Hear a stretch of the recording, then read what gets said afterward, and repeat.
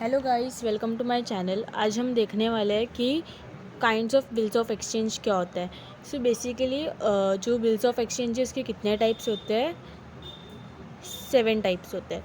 तो first type होता है कि पेएबल ऑन डिमांड। जो बिल्स ऑफ एक्सचेंज है, सबसे पहले तो मैं आपको बता दूं कि बिल्स ऑफ एक्सचेंज क्या होता है। जो सेलर होता है उसको हम ड्रॉवर बोलते हैं एंड जो बायर होता है उसको हम ड्रॉई बोलते हैं। अब ऐसा क्यों कि जो सेलर है वो क्या करता है, गुड्स सेल करता है बायर को एंड बायर क्या करता है, उसे परचेज़ करता है। सो इसमें क्या होता है, बायर के पास इमीडिएट कैश नहीं होता उसे पे करने के लिए। ओके, सो क्या करता है कि बिल्स ऑफ एक्सचेंज को एक्सेप्ट करता है। सो जो इसमें सेलर है वो क्या करेगा, बिल्स ऑफ एक्सचेंज बनाएगा और तो क्या कर रहा है, बिल ड्रॉ कर रहा है। ओके, तो क्या हो गया, वो ड्रॉवर हो गया। वो किसको भेजेगा, बायर को। सो बायर क्या हो गया, ड्रॉई हो गया। हम जिस पे बिल ड्रॉ करते हैं हम उसको क्या बोलते हैं, ड्रॉई। ओके, सो बायर क्या करेगा, उसे एक्सेप्ट करेगा। जब तक बायर उसे एक्सेप्ट नहीं करता हम उसे बिल्स ऑफ एक्सचेंज कंसिडर नहीं करते। सो ये हो गया हमारा बिल्स ऑफ एक्सचेंज। सो आपको बिल्स ऑफ एक्सचेंज का कॉन्सेप्ट क्लियर है। सो फर्स्ट टाइप जो है वो पेएबल ऑन डिमांड है। सो पेएबल ऑन डिमांड क्या होता है कि जब वो बिल्स ऑफ एक्सचेंज जो ड्रॉवर है वो जब भी डिमांड करेगा बायर से, तो वो बायर को उसे पे करना पड़ेगा। मतलब जैसे कि ड्रॉवर ने उसे क्या भेजा, बिल्स ऑफ एक्सचेंज, तो उन्होंने देखा तो वो बायर को जो ड्रॉई है उसे पे करना पड़ेगा on the spot. Okay, so second है कि पेएबल आफ्टर डेट।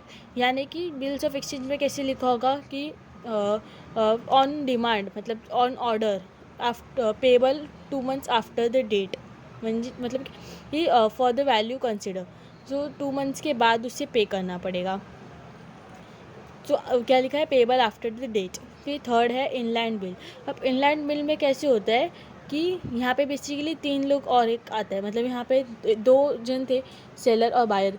अब इसमें थर्ड पर्सन एंट्री लेता है। वो कौन होता है, वो पर्सन होता है जिससे सेलर ने गुड्स परचेज़ किए। अब जैसे हम सेलर है, वैसे कोई और सेलर होगा जिससे हम खरीदते होंगे, तो अब हमें उन्हें पैसे देना होगा।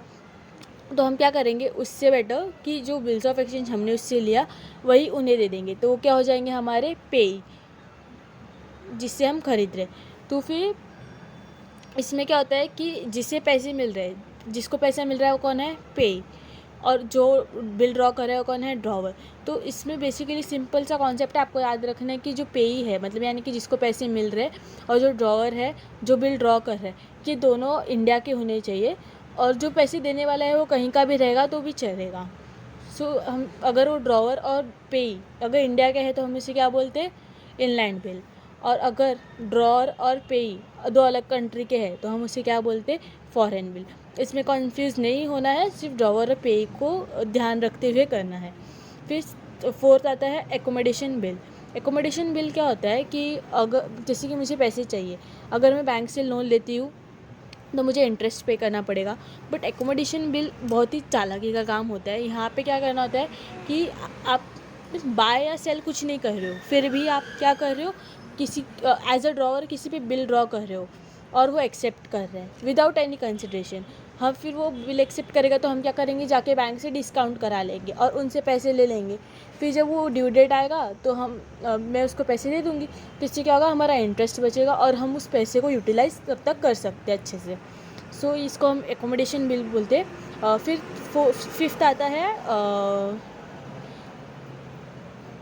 बिल इन सेट्स। बिल इन सेट्स क्या होता है कि ये एक्सपोर्ट और इंपोर्ट के लिए यूज़ होता है। जैसे कि अगर एक आधा बिल कोई मिसप्लेस हो गया, कहीं घूम गया, तो कैसे ऑर्डर वाइज होता है 1 2 3 4 में, तो हम उसे फटाक से पहचान सकते हैं कि इसमें एक बिल मिसिंग है, या फिर तो वो बिल इन सेट्स होता है कि हम उसे फटाक से ढूंढ सकते हैं। एक्सपोर्ट्स और इंपोर्ट्स में स्पेशली ये यूज़ होता है। सो फिर लास्ट पॉइंट आता है कि drawee in case of need. अब drawee in case of need क्या होता है कि जो जिस पे हम बिल ड्रॉ कर रहे हैं तो क्या हो गया, हमारा ड्रॉई।